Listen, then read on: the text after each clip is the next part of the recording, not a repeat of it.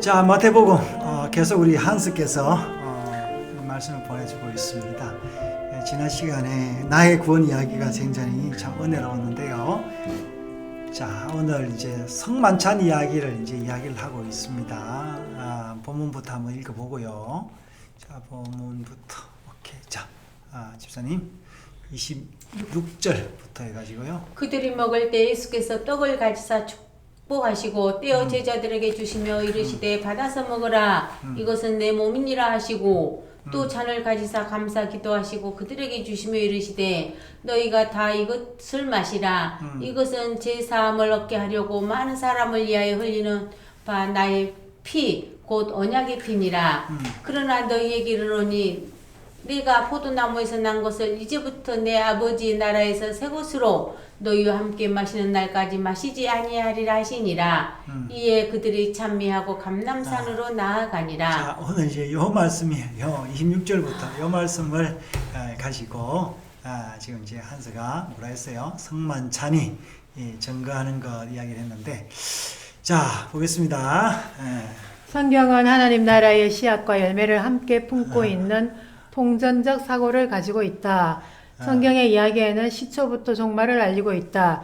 에덴의 창조 이야기는 새하늘과 새 땅의 이야기를 동시에 계시하고 있는 것이다.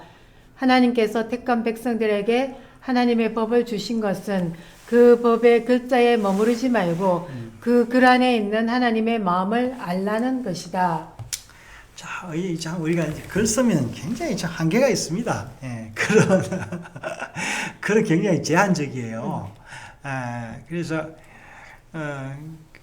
우리가 그림을 그려도요, 어떤 사람들은 신체 일부를 그리면서 신체 전부를 다 상상하게 하듯이 글도 마찬가지입니다. 이제 일부가 썼지만 우리가 보면서 전체를 이야기해요. 그러니까 성경도 우리 이걸 보지만 지금 뭐랬어요?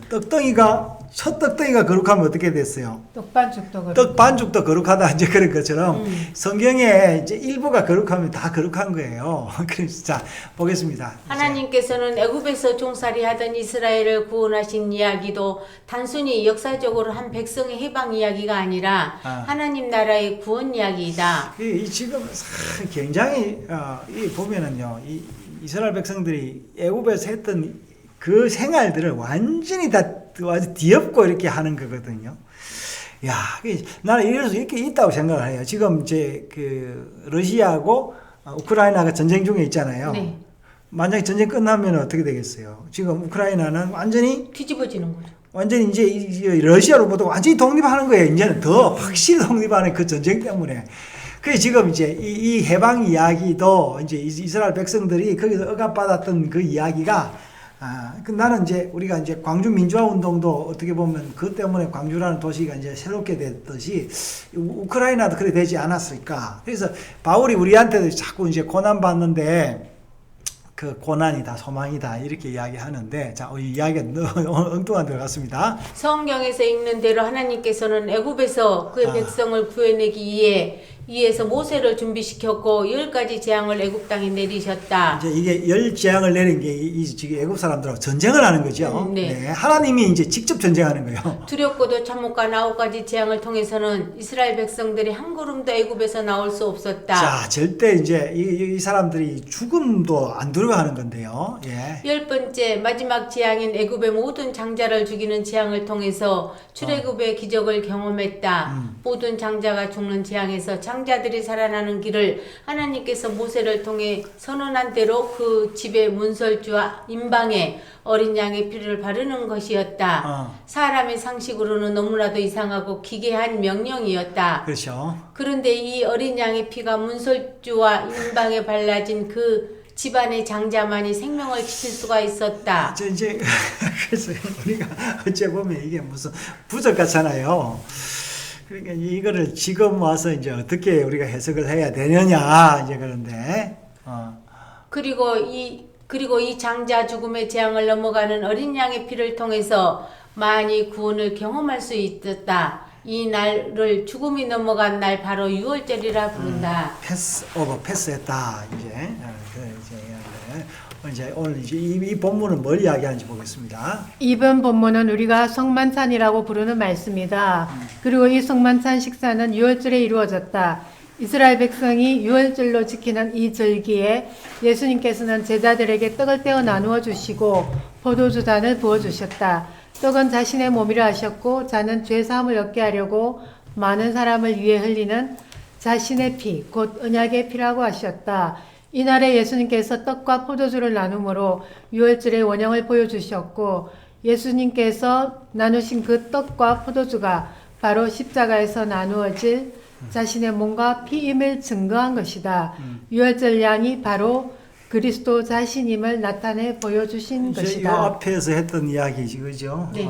가룟 유다가 유월절 양을 샀잖아요, 돈 주고. 30은 30을 주고 예, 산 거네요. 예. 유월절은 어린 양 대신 예수님이 죽으심은 바로 모든 사람들의 죄 사함을 얻게 하려 함이라 하셨다. 예. 그런데 참으로 이해하기 어렵고 인정하기 힘든 부분이 자, 이제 여기 이야기하고죠. 이것은 모든 사람을 내 죄를 흘리는 것이다. 이렇게 이야기하죠. 네. 힘든 부분이 도대체 사람들 나의 죄가 어떤 것이기에 하나님의 아들 예수가 죽어야 하는가이다. 사람이 저지른 윤리, 도덕적인 차원에서의 죄가 얼마나 크기에 하나님의 아들의 죽음으로만 해결될 수 있는가. 성경에서의 죄의 근본은 하나님께서 금하신 선악과를 먹음으로 출발했다. 하나님의 나라에서의 죄는 하나님 나라의 법에 어긋나는 것이다. 하나님 나라에서는 하나님의 영광과 통치 그리고 그 이름의 권세가 가득한 나라이다. 하나님의 뜻만이 영원히 서는 나라이다. 네. 자, 그러면서요. 오늘 결론적으로 그런데 사람의 선악과 탈취 사건은 하나님의 나라의 통치 원리를 거부하고 사람 자신들의 생각과 판단으로 자신의 나라를 주장하며 그 나라의 은혜의 영광보다는 자신의 의지와 노력으로 하나님의 뜻을 대체하는 것이었다. 선악과 탈취 이후로 사람들은 하나님의 은혜 없이 자신들로부터 나오는 것으로 의를 이룰 수 있다고 생각했다. 큰아들은 한 번도 아버지의 명을 어김이 없다고 했고 부자 청년은 어려서부터 모든 율법을 지켰다고 했다. 하나님의 의를 자신의 힘으로 이루며 자신의 판단 기준으로 생각했다. 그러나 에덴의 타락 이후의 사람들은 모두 다 유월절 양의 피가 있는 집안에 들어와야 하듯 하나님의 은혜의 동산에 나와야 한다. 성경은 예수님의 살과 피를 먹어야 영생을 얻는다고 분명히 선포하신다. 은혜를 떠난 죄인된 인생은 믿음으로 반드시 예수님의 몸을 먹고 피를 마셔야 한다. 이것 때문에 나중에 이 사람들이 뭐 피 먹고 뭐 그런다고 해서 그 말을 빌미로 잡아가지고 죽이고 그러잖아요. 예. 이스라엘 백성들은 유월절 애식에서 구속 언약을 따라 4개의 포도주 잔을 마신다. 하나님께서는 그렇구나. 네. 예. 예수님께서는 구원을 완성하시는 의미 마지막 4번째 잔을 새 것으로 마시는 날까지 마시지 않겠다고 하신다. 자, 이제 요 말이 잠깐만 보겠습니다. 이건 29절에서 뭐였어요? 그러나 예. 요 말이 이제 그런 말이네요. 그러네요. 네. 근데 이게 전에 한번 어제 들은 적이 있는데 우리 한 잔 먹으면은 취하지 않는데 4잔 정도 마시면 완전히 취할 거 아니에요. 네. 근데 이제 이 4잔을 마시는데 한 잔의 양에다가 희석을 시켜서 4개로 나누어서 그렇게 먹는다고 그러더라고요. 그러니까 안 취하는 거죠.